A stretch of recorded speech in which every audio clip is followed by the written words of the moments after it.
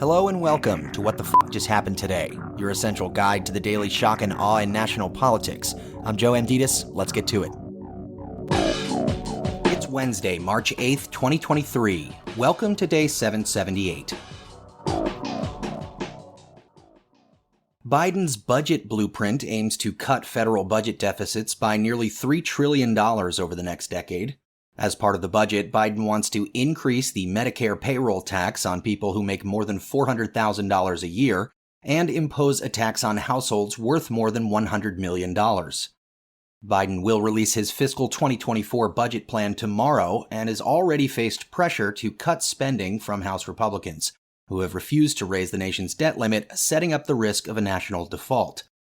House Republicans also have yet to offer a blueprint of their own to balance the federal budget, but are still reportedly planning to pursue cuts to the foreign aid budget, as well as healthcare, food assistance, and housing programs for the poorest Americans.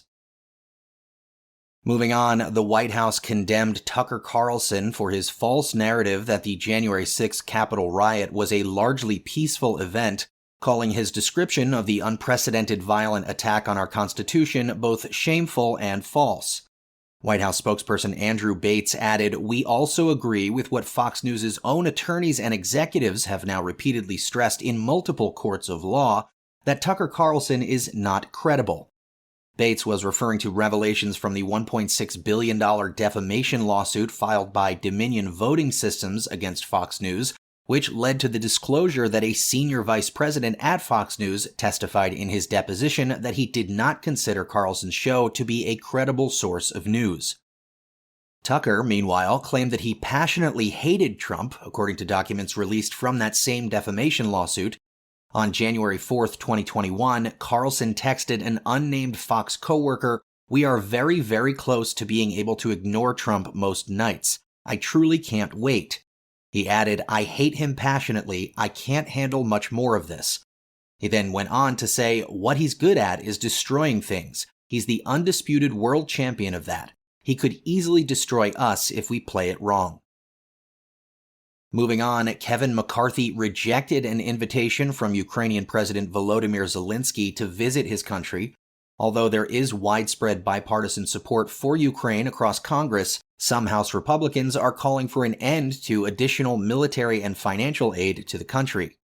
When informed about the invitation, McCarthy said, "Let's be very clear about what I said. No blank checks, okay? So from that perspective, I don't have to go to Ukraine to understand where there's a